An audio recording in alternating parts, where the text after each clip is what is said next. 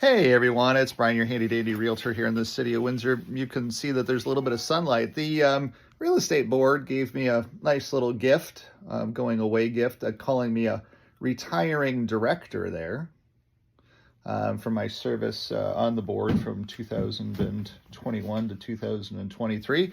So it's kind of nice, but wanted to shoot this video just quickly for you. Just got back at the door after doing some running around. Won a house last night for a client, somebody that I don't typically work with. I don't typically work with buyers for the first thing because it's very, very difficult. There's a set process that I use. And if I get pushback from a buyer about the process that I use, then it typically doesn't go over very well because I've been doing this for a long time. And the process that I have is to try to make my job as easy as possible and to try to make their stress level as low as possible. And if you battle through and say, you don't know what you're doing, to a realtor who's been in business for 8 or 9 or 10 years, then it's not a good thing to do. So we're trying to help you get the house. So last night, let me explain, I got a first-time home buyer done last night. And it took everything that I had, everything, including 1% of my commission. Jeez, you might say, what the hell? I made my presentation in person as well too. Many of these realtors that are out there on the planet now just send over your offer.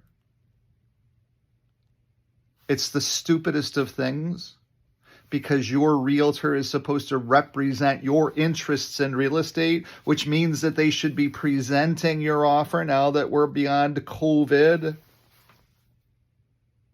But you forget that these young realtors may not know how to communicate, may not know how to do negotiations, might not even speak the language all that well. But I digress. They have a little learning curve that they have to be on. That's why they're beginning realtors. That's why some of these teams in town are so massive. It's because the failure rate is so high. And because as they're learning, the boss can then go ahead and filter them out on who's going to succeed and who's not going to succeed in this business as well too. And I get that. I understand that. And, these big teams are these big teams. Yes, people want to go ahead and hire a big team with a young realtor who doesn't know what they're doing. I get it. I don't understand it, but it's okay. It's choices that people make. It's all good. And people are making choices to work with me as well too, with all the degrees and designations that I have. And that's good as well. There's plenty of business to go around for everybody, I believe. Of course, I'm a big fish in a little pond. And that's part of the other thing that gets people to pick up the phone and call me as well too. So this victory last night, first-time home buyer who only had a maximum of $295,000 to spend for a house, maximum. The houses we were looking at were just utter dumps and shacks for $295,000 in the city of Windsor. They just are. There was one house on Glengarry we went into, listed by a great big team, and the walls were bowed out by about a foot. And when I was down the basement was being held up by a 2x6. And as soon as I seen what was going on down there, I'm like, holy shit, I got to get the hell out of here. And I literally ran up the stairs. That house was really bad. Now, it could be saved. It would cost about $25,000 to save it. You have to bring a crane in, a crew in to be able to save it, to reshore it. That's what it needs. But the gentleman that was selling the house had bought it for $206,000 a year ago and was trying to sell it for $300,000 because that's what a beginner house in the city of Windsor costs. But then he forgot that his house needs $30,000 to even be a beginner house, because as it sits right now, it really should be condemned. And I'm wrestling with the concept of, do I have to call the building department on that one? Am I culpable? Am I responsible if somebody does get hurt in that house at some point in time here in the very, very near future? Because it was pretty bad. And there probably will be a little bird that does call, just because I feel I have a responsibility to have to do that too. So anyway, my gentleman buyer, there was a house on on Assumption. That was a good solid house, had a good solid foundation and had good solid electrics, just, 1970s, really 1971, frozen in time, 1971, 1972. All nice. Listed at $199,900. The realtor that brought the house to market just chose that as a marketing price to bring as many people through it as possible, because it is Glengarry, or it was Assumption after all, so there's a limited number of people that are even looking on Assumption. And if you have less than $300,000 in the city of Windsor, then you better be looking at every house, everywhere it is, because you're going to need to. So at the end of the day, I went into the negotiations, and I knew the selling realtor.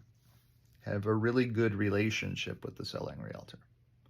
Work very close together with that selling realtor, because relationships in this business are everything. So I went in and I had my little handy dandy flyer, and I said, hi folks, I want to introduce myself to you. I have one right here actually. The big flyer, this one. And I said, hi folks, I want to introduce myself to you. I'm Brian Price.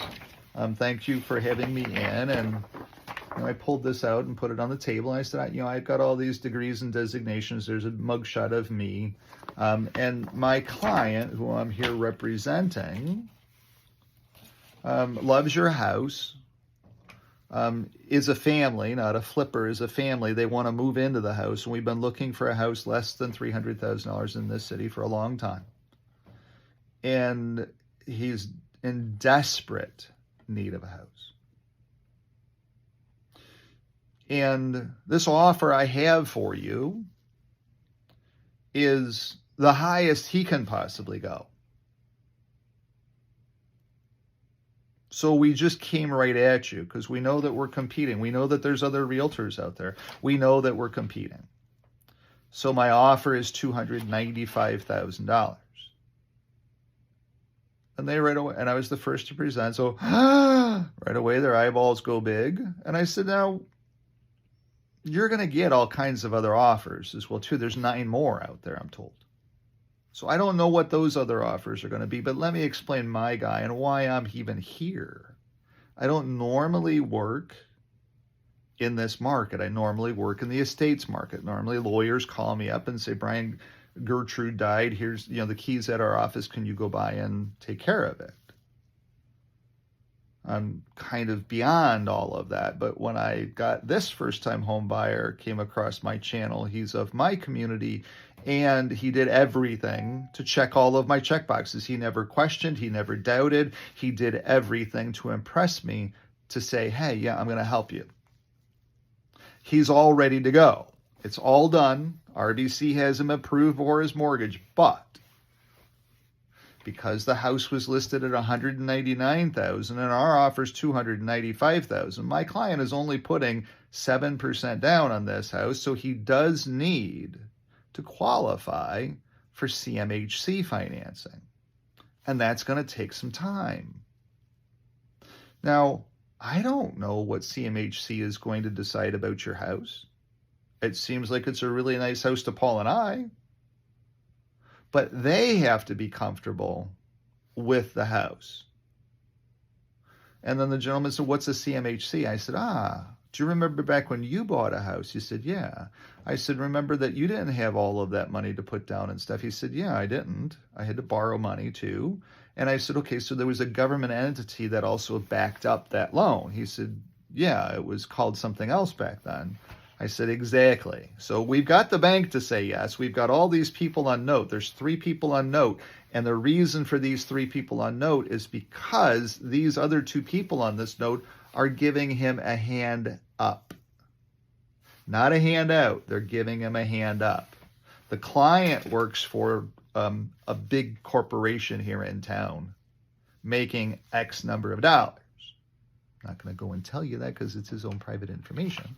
And they're like, oh, okay, yeah, okay, perfect. Yeah, we can understand. We like this. And then the gentleman says, well, what's he going to use the house for? He said, he's going to move into it. He's got a family. He needs the space to move in. Oh, really? I said, yeah. Did you guys grow up in the house? Because they were in their 60s. And he said, yeah, from 10 to about 17. Yeah, we lived there. I said, this is what's going to happen to that house then if you'll agree to it. You still have to agree to it. And I said, now there's one more thing that Paul knows about me, the other realtor, and that you don't know yet. I am not leaving this building until I have this house for my client. I will be camped out in that front lobby, in that chair, however long it takes. I am not going anywhere. I have the banker on my direct dial. I have my client on the direct dial. I have the 2 other people that are signed to the note on my direct dial. Anything that we need to do to get this across the finish line for this family to move in is exactly what I'm here to do. Thank you in advance. And then I said, you're going to get lots of other offers, but let me take my offer here, and I'm just going to, up here in the top corner, start grabbing my pen and I start blacking out that top corner. I wrote my client's name. And I said, this way, when you're going through the stack, I know that mine's going to be a really good offer. I'm really confident with my offer. I know I'm probably going to be one of the top 2. Probably. My sense is. And I've been doing this for a long time. And so my offer has my client's name written on that top, and I'm showing them as I'm writing it so that they see, okay, that's how we know it's his offer. That's important too. They have to remember me too. I gave them plenty of things to remember me by, trust me. So then I go out and sit down in the entryway. The other realtors come in, do their presentations, and they walk out the door. I'm like, okay, those folks aren't really that confident about their offers. That's good. And Paul hasn't come around the corner and said, Brian, you're way far off. That's good. I'm still sitting here. And it was the Deerbrook building where I used to work, and they didn't really like the program that I was getting ready to launch back then and showed me the door. So it was kind of fun, kind of a victory just to be back in the building sitting there as well, too. Without going into more detail than that, it's okay.